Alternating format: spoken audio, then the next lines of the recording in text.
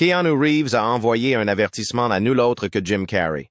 De quoi s'agit-il? Restez à l'écoute pour découvrir les détails de ce message urgent. Keanu Reeves et Jim Carrey sont deux des personnalités les plus appréciées d'Hollywood, chacun avec son charme unique et sa carrière remarquable. Mais des événements récents les ont rapprochés d'une manière inattendue. Keanu Reeves a envoyé un avertissement glaçant à Jim Carrey, suggérant qu'il pourrait être la prochaine cible d'un sinistre complot. Que se passe-t-il exactement? Pourquoi Keanu ressent-il le besoin d'avertir Jim Carrey? Plongeons dans l'histoire et découvrons ce qui se passe réellement en coulisses. Keanu et Jim ont tous deux connu des hauts et des bas à Hollywood. S'ils ont diverti des millions de personnes, ils ont aussi dû faire face à un examen minutieux, à la pression et au côté sombre de la célébrité. Mais cet avertissement ne concerne pas seulement le drame hollywoodien habituel. Il s'agit de quelque chose de bien plus alarmant. Connu pour son génie comique et ses personnages plus grands que nature, Carrey s'est retrouvé en porte-à-faux avec l'élite d'Hollywood. Depuis des années, les animateurs de talk shows, les gens de la télévision, les personnages de sitcoms sont engagés par le gouvernement pour vous distraire, vous faire rire, vous rendre heureux et docile, afin que vous ne sachiez pas ce qui se passe réellement. Jim Carrey n'a jamais hésité à dire ce qu'il pensait. Son parcours, de légende de la comédie à porte-parole du côté obscur d'Hollywood, est tout à fait remarquable. Selon Jim Carrey, Hollywood punit ceux qui ne respectent pas ses règles. Il a apporté de nouvelles preuves contre Will Smith, l'accusant d'avoir abusé de jeunes acteurs. Carrey a fait allusion à un réseau plus vaste d'abus et de contrôle au sein de Hollywood, suggérant que de nombreux grands noms de l'industrie sont complices. Hollywood est tout simplement mou, in masse. Et j'ai vraiment eu l'impression qu'il s'agissait d'une indication très claire que nous n'étions plus le club cool. Ces allégations ont non seulement placé Carrey sous les feux de la rampe, mais ont également fait de lui une cible. La question reste de savoir pourquoi il est pris pour cible de manière aussi agressive. Depuis des années, les animateurs de talk shows, les gens de la télévision, les personnages de sitcoms sont engagés par le gouvernement pour vous distraire, vous faire rire, vous rendre heureux et docile, afin que vous ne sachiez pas ce qui se passe réellement. Le franc-parler de Jim Carrey et son refus de se conformer ont fait de lui une menace pour l'establishment hollywoodien. Mais il n'est pas le seul à être confronté à ces défis. Keanu Reeves, connu pour son humilité et sa gentillesse, a lui aussi connu sa part d'épreuves dans l'industrie. Keanu Reeves a parlé ouvertement des difficultés qu'il a rencontrées, qu'il s'agisse de tragédies personnelles ou de revers professionnels. En 2019, lors d'un entretien avec GQ, Reeves a révélé son séjour dans une prison de cinéma. Il a déclaré que les studios Fox l'avaient mis sur leur liste noire après avoir refusé la suite. Et cette liste noire, elle a duré 14 ans. 2 ans. C'est étrange. Revenons à Pierre Ricard, une année dorée pour les films. Pensez à Pulp Fiction, The Shawshank Redemption, The Lion King et Forrest Gump. De plus, les amateurs d'action se sont régalés avec des films comme The Crow, True Lies, Leon, The Professional et, bien sûr, celui qui a fait connaître Keanu Reeves, Speed. Ce film a non seulement séduit les critiques, mais il a aussi fait de Reeves et de Sandra Bullock des vedettes du jour au lendemain. Il a rapporté 350 millions de dollars pour un budget de 38 millions de dollars. Mais toute histoire de succès a son côté sombre. Pour Keanu, le triomphe de Speed a été une arme à double tranchant. Après que les caisses enregistreuses aient sonné à toute volée, le studio a naturellement voulu une suite. Et si vous faites une suite à Speed, vous devez faire revenir les stars originales, n'est-ce pas? Sandra Bullock était d'accord. Mais quand il s'est agi de Keanu, les choses se sont gâtées. Il s'avère que Reeves n'était pas très enthousiaste à l'idée. Ainsi, lorsque Speed 2, Cruise Control est sorti en salle, ce n'est pas Keanu Reeves qui était au volant. Non, ils ont fait appel à Jason Patric pour jouer le rôle d'un flic nommé Alec Shaw. Alec. Oh, mon Dieu, ne touchez à rien. Mais soyons réalistes, il n'avait tout simplement pas l'air de Keanu Reeves. Ce petit quelque chose qui a fait du premier Speed un succès. Le réalisateur et sa co-vedette Sandra Bullock ont imploré Reeves de revenir pour la suite. J'ai dit que j'avais lu le scénario et que je ne pouvais pas. Ça s'appelle Speed et ça se passe sur un bateau de croisière. C'est souvenu Reeves à Esquire. Il a refusé le salaire de 5,5 millions de dollars annoncé pour le film et a préféré retourner au théâtre au Canada pour jouer Hamlet pour moins de 2000 dollars par semaine. Évidemment, la Fox n'était pas vraiment ravie. Selon Reeves, le studio a commencé à répandre des rumeurs, affirmant qu'il avait abandonné la suite pour partir en tournée avec son groupe, Dogstar. Mais c'est loin d'être vrai, insiste-t-il. La question est de savoir ce qui l'a empêché de reprendre l'action avec le personnage aux yeux brillants de Willem Dafoe. Cela dit, pour commencer, il était complètement épuisé. Reeves venait de terminer son travail sur Chain Reaction, et il a décrit l'expérience comme quelque chose de vraiment décevant. Il a beaucoup couru, beaucoup bougé, mais il n'en est pas ressorti grand-chose de satisfaisant. Il a fallu attendre longtemps avant que Reeves ne devienne le John Wick que nous connaissons aujourd'hui. Quoi qu'il en soit, l'intégralité de Chain Reaction l'a laissé épuisé.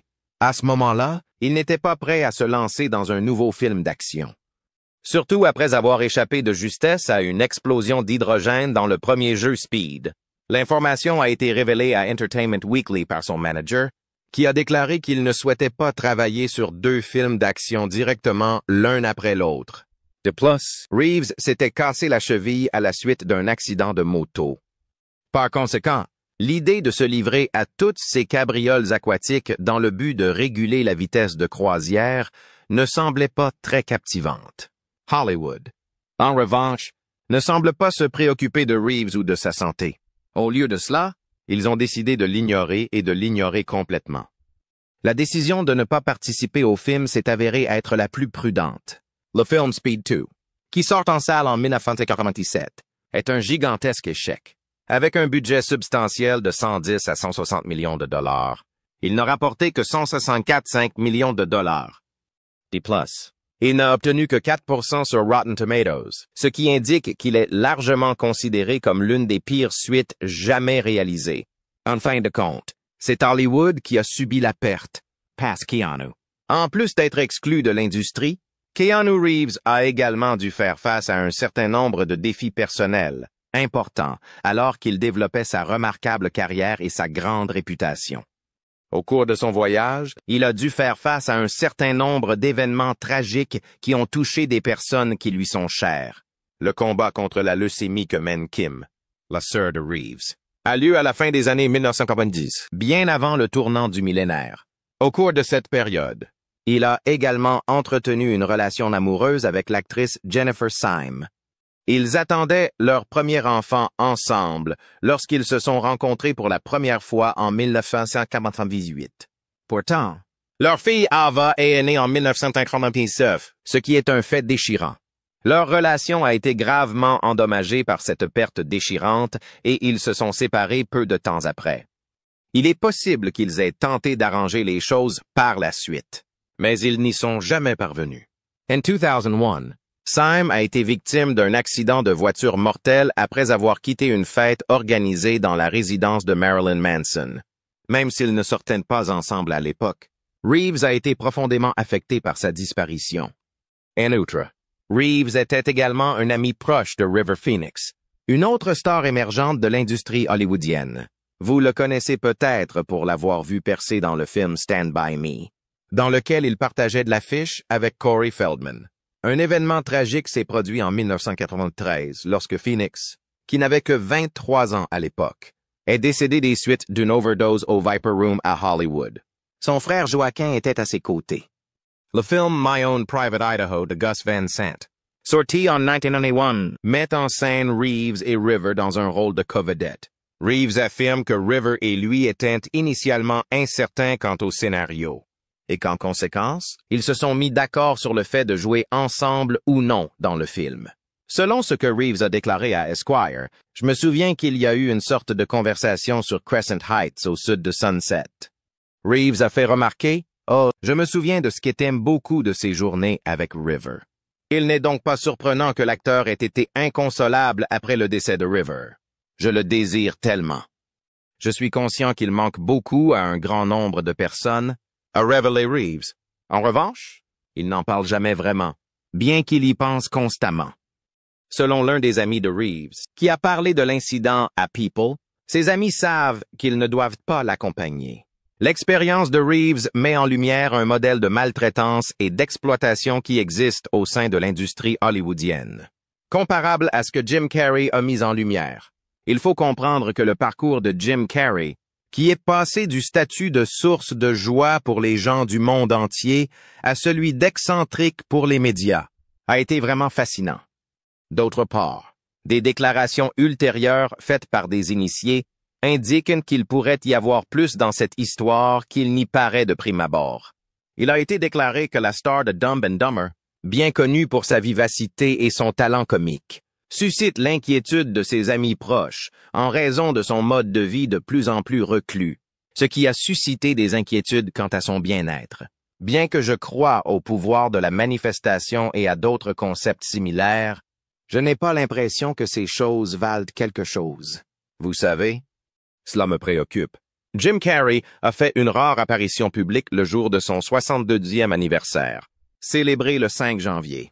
Il est apparu négligé et à peine reconnu, ce qui a incité ses amis à se rassembler autour de lui pour lui témoigner leur soutien.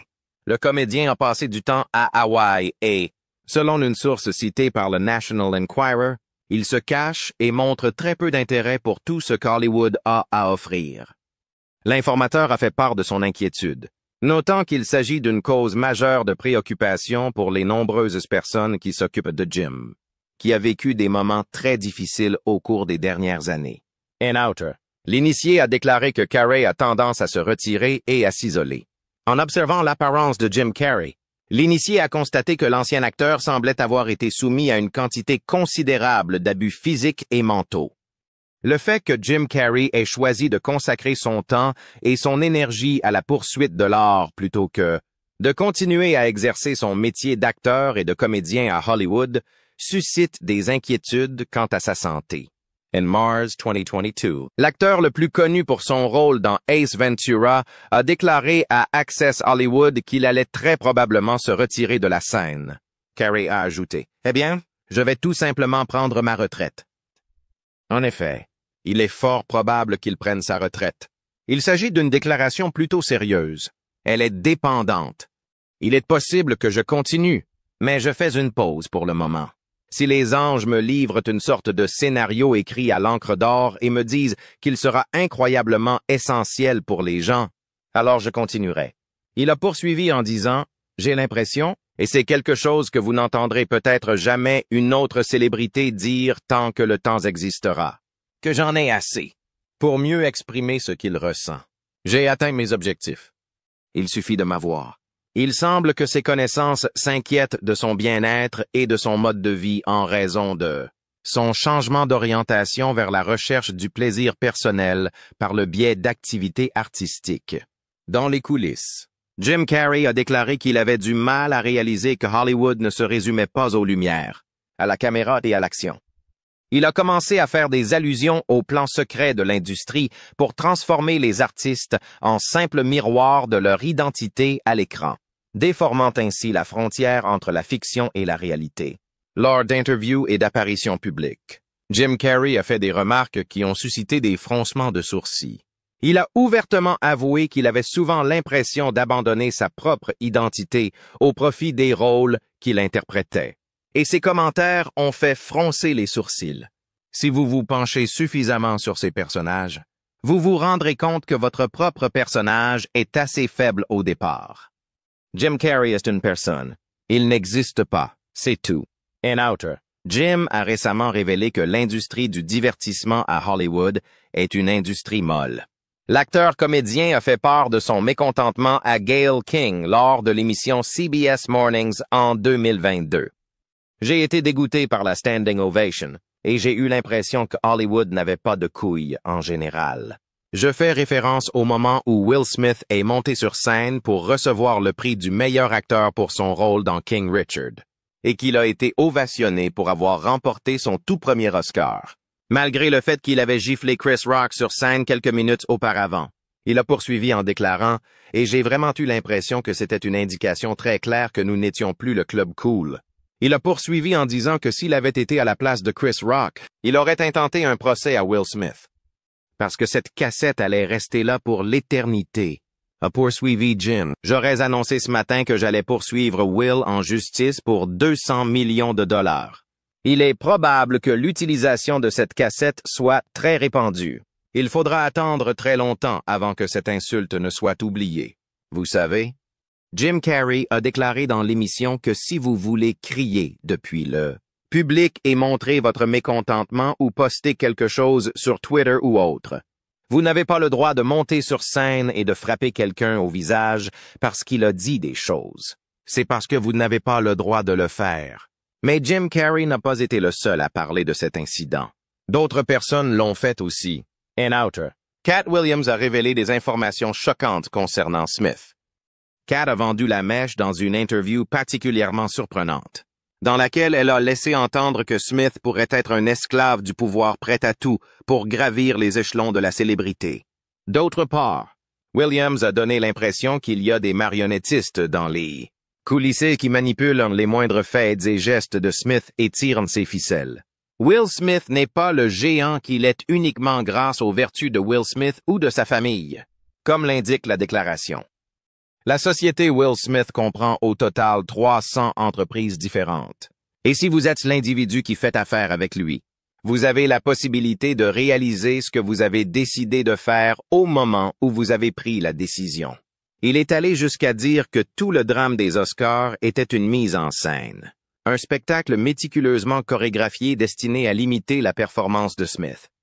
Dans le monde du spectacle, où l'illusion prend souvent le pas sur la réalité, Williams a souligné que les tragédies scéniques de cette nature sont plus fréquentes que nous ne l'imaginons peut-être.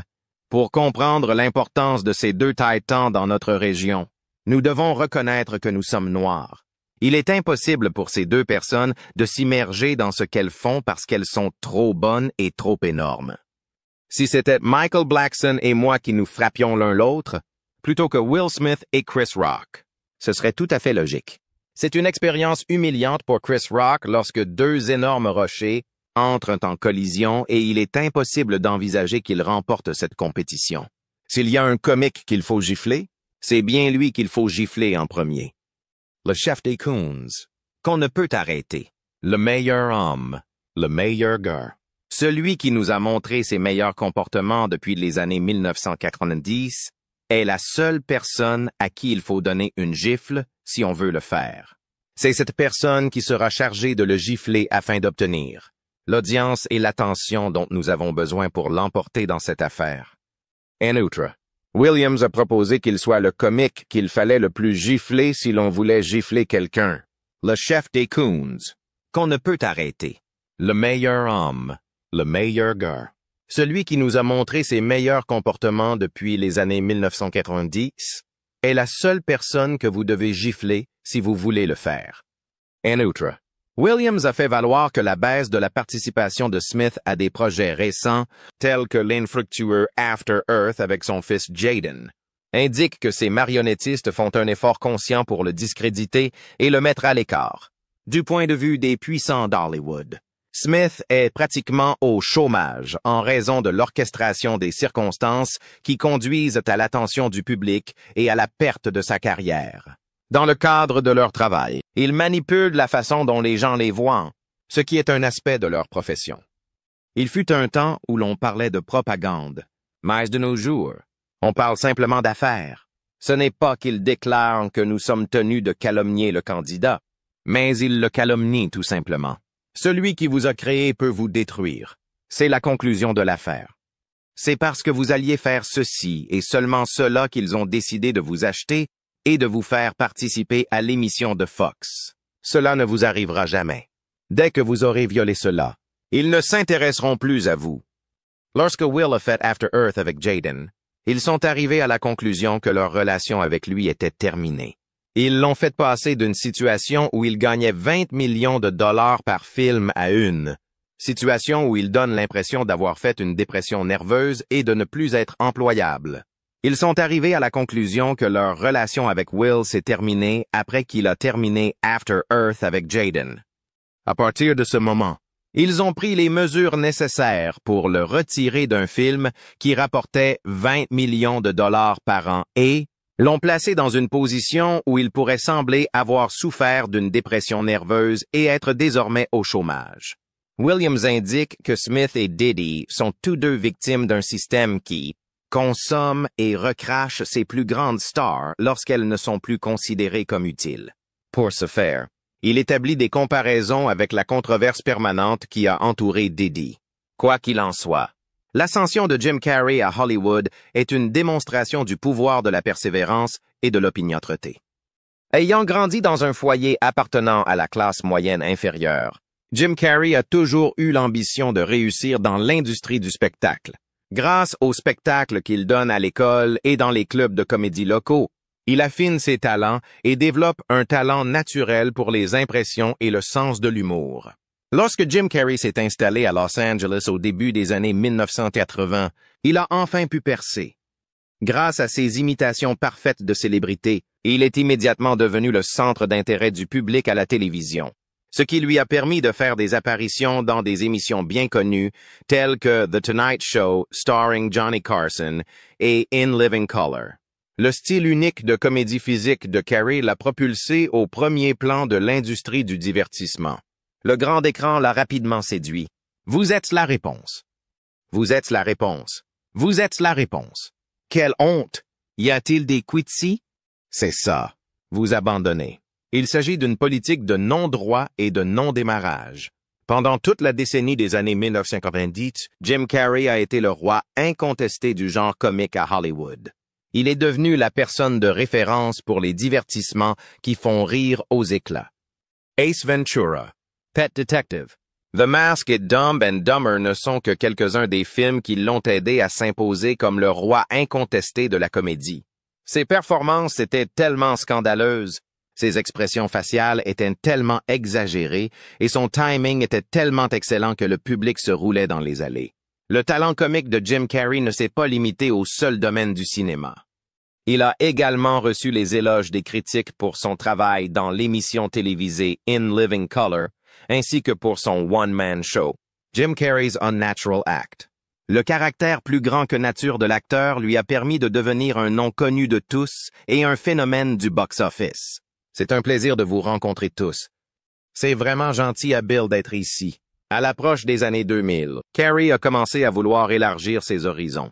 Il a été mentionné qu'il était impatient de démontrer sa palette en tant qu'acteur, et il a exprimé le désir d'explorer des rôles plus tragiques. Le passage de l'humour au drame peut être difficile, car le public associe parfois fortement les acteurs à leur identité comique. Il s'agissait d'une décision courageuse, car passer de la comédie au drame était un défi. En 1998, Jim Carrey a fait ses débuts dans le monde du drame avec le film The Truman Show. Un film qui donne à réfléchir et qui brouille les frontières entre la vérité et l'illusion. Son interprétation nuancée de Truman Burbank, un homme qui vit à son insu dans un programme de télé-réalité, lui a valu les éloges de la critique et son premier Golden Globe Award du meilleur acteur. Carrey s'est également illustré dans le film Man on the Moon, sorti 2 ans plus tard. Il y joue le rôle d'Andy Kaufman, un comique mystérieux et excentrique. Une fois de plus, il est salué par la critique et reçoit pour la 2e fois le Golden Globe du meilleur acteur dans un film dramatique. Jim a connu diverses réactions de la part de l'industrie cinématographique, alors qu'il passait du statut d'icône de la comédie à celui d'acteur sérieux. Il reçoit à la fois des éloges et des critiques de la part de l'industrie. Il a commencé à être entouré d'un air d'incertitude, malgré le fait que ses performances théâtrales aient été saluées par la communauté universitaire. Les cinéastes commencent à le considérer comme un collaborateur difficile, et il semble que la ferveur du public à son égard commence à s'émousser. Des indices indéniables montrent que Hollywood se désintéresse de Carrey et s'efforce de le rendre obsolète. Peut-être parce qu'il a eu l'audace de révéler leurs secrets bien gardés. Il semblerait que les milieux d'affaires aient travaillé en sous-main pour l'empêcher de découvrir son véritable potentiel, le forçant à retourner dans les limites de la boîte comique. En outre, il est de notoriété publique qu'une fois qu'un acteur commence à dévoiler Hollywood, sa vie professionnelle et personnelle est susceptible de subir une transformation turbulente. C'est ainsi que la vie professionnelle de Jim a commencé à se détériorer et qu'il, a été confronté à des tragédies personnelles qui l'ont ébranlé au plus profond de lui-même. Le fait qu'il ait dû faire ses adieux à son ex-petite amie et que les parents de celle-ci l'aient soupçonné d'être impliqué dans sa mort a porté atteinte à sa réputation et à son bien-être mental. Le mécontentement croissant de Corey à l'égard de l'industrie du divertissement a été exacerbé par la réponse insensible d'Hollywood à cette affaire. L'esprit a apporté à Corey une source de réconfort au milieu de la turbulence. Grâce à la pratique de la méditation et à l'adoption du concept de visualisation, il a pu connaître le succès. Grâce à son éveil spirituel, il a commencé à s'interroger sur les fondements de sa vie et sur la réalité qui se cache derrière les rôles qu'il joue en tant qu'acteur. Selon Corey, il s'est rendu compte que Hollywood exigeait plus que de simples talents d'acteur de la part de ses participants. Il exigeait de l'acteur qu'il s'abandonne complètement à son rôle, ce qui lui faisait souvent perdre la raison. Au milieu de la conversation en ligne, un admirateur passionné n'a pas pu s'empêcher d'intervenir pour préciser qu'il n'est pas fou lorsqu'il exprime des informations factuelles. Cette observation met en lumière le déséquilibre public qui existe dans la manière dont l'industrie du divertissement et ses médias traitent fréquemment ceux qui ont l'audace de remettre en question le statu quo existant. Lorsque les médias ne parviennent pas à examiner correctement la réalité des affirmations faites par les individus, ils ont souvent recours à la catégorisation de ces personnes comme excentriques ou instables. Cela permet de détourner efficacement l'attention de la substance des révélations faites par ces personnes. La position courageuse de Corey a non seulement modifié la perception que les gens avaient de lui en tant qu'artiste, mais elle a également mis en lumière le conflit séculaire qui existe entre le besoin de l'industrie de conserver le contrôle et le besoin d'expression créative. Le fait qu'il soit prêt à affronter les conceptions traditionnelles de la célébrité et du statut de vedette constitue un grave danger pour le récit soigneusement construit par Hollywood, ce qui a entraîné l'apathie et des tentatives de discréditer sa légitimité.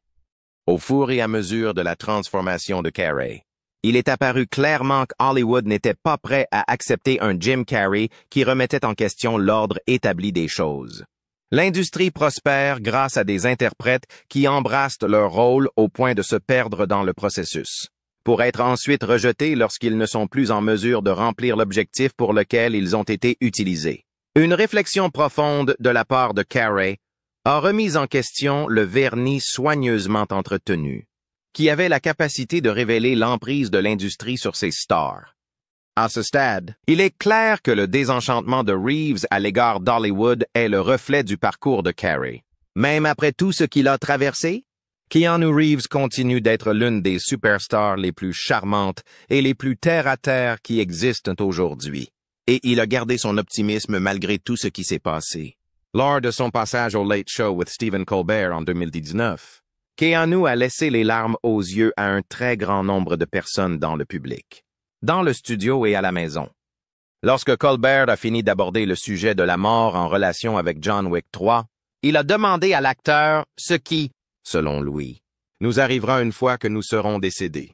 Reeves a répondu « Je suis conscient que nous manquerons à ceux qui nous aiment. » Cette déclaration a été faite après qu'il y ait réfléchi. Je suis curieux, Keanu Reeves, de savoir ce que vous pensez qu'il nous arrivera lorsque nous mourrons. Je sais que nous manquerons à ceux qui nous aiment. D+. Chaque année, nous entendons de plus en plus d'anecdotes touchantes de la part de fans qui l'ont rencontré ou de ses co-vedettes. Et cela illumine tout simplement notre journée. Keanu est toujours prêt à faire passer les besoins des autres avant les siens, ce qui est l'une des qualités les plus admirables qu'il possède. Prenez, par exemple, sa gentillesse lorsqu'il travaillait. Au lieu d'être une diva, il est une véritable légende. Bien qu'il ait gagné une somme d'argent considérable en 1999 pour son rôle dans Matrix, il a décidé de faire don d'une grande partie de cette somme, qui s'élevait apparemment à environ 75 millions de dollars, à l'équipe chargée des effets spéciaux et à d'autres personnes qui travaillaient dans les coulisses. Il estimait qu'il le méritait plus que lui et, alors qu'il était au sommet de sa popularité, Keanu a volontiers accepté une réduction de salaire de 2 millions de dollars pour The Devil's Advocate, l'avocat du diable. Le studio a ainsi pu se permettre d'engager des poids lourds tels qu'Al Pacino. En outre, Il a réduit son salaire de 90% afin de compenser les remplaçants dans le seul but d'acquérir Gene Hackman. Mais Keanu n'est pas qu'une question de finances. L'admiration qu'il porte à ses co-vedettes et à ses fans ne cesse de les étonner. Au fil des ans, le comportement médiocre, voire illégal, d'un nombre croissant de célébrités masculines a été mis en lumière, élevant Keanu au rang d'étalonneur. Il a été acclamé non seulement pour son excellent comportement sur le tapis rouge, mais aussi pour les liens merveilleux qu'il a noués avec ses partenaires féminines pendant qu'ils travaillaient ensemble. Il n'est pas rare que les acteurs masculins entourent de leurs bras leurs partenaires féminines lorsqu'elles posent devant les caméras. De nombreuses femmes à Hollywood ne seraient pas opposées à un tel spectacle de la part de leurs amis et collègues si cela se produisait. Mais il semble que Reeves place le confort de sa co-star au premier rang de ses priorités. C'est en 2019 que les gens ont découvert qu'il avait tendance à laisser traîner sa main derrière les femmes avec lesquelles il pose plutôt que de les toucher. Et les médias sociaux ont alors été inondés d'admiration pour lui. Ce geste a été interprété comme une forme de civilité à l'égard de ses actrices principales et visait à transmettre le message qu'il ne souhaitait pas violer leur espace personnel. En outre, l'acteur de Matrix contribue généreusement à des organisations caritatives, souvent sans révéler son identité. On dit que Reeves a été motivé pour redonner à la communauté par la décision de sa jeune sœur Kim Reeves de combattre la leucémie dans le passé. Depuis lors, Reeves a versé des sommes considérables à la recherche sur le cancer et aux hôpitaux qui soignent les enfants. Par ailleurs, contrairement à la majorité des célébrités qui associent leur nom à leur activité philanthropique, il semble qu'il ait discrètement fait don d'une partie importante de sa fortune. J'ai une fondation privée qui fonctionne depuis 5 ou 6 ans et qui apporte un soutien financier à quelques hôpitaux qui soignent les enfants ainsi qu'à la recherche sur le cancer. Ce n'est pas quelque chose que j'aime associer à mon nom. Selon Snopes, il a déclaré dans une interview accordée au Ladies' Home Journal en 2009. « Je laisse la fondation faire ce qu'elle fait. » Cependant, Reeves n'a pas toujours réussi à garder secrètes ses actions caritatives. Afin de collecter des fonds pour une organisation caritative qui aide les enfants atteints de cancer, l'acteur de Point Break a organisé une vente aux enchères en 2020 pour vendre un chat Zoom de 15 minutes avec lui-même. Ainsi, malgré le fait qu'Hollywood ait tenté à plusieurs reprises de faire dérailler la carrière de Keanu Reeves, ils n'y sont jamais parvenus. L'adoration des gens pour lui n'a fait que croître en raison de son comportement exceptionnel. Quoi qu'il en soit, une seule question persiste. Que se passera-t-il ensuite? On ne sait pas si leurs découvertes entraîneront des changements significatifs ou si l'industrie continuera à prendre des mesures de rétorsion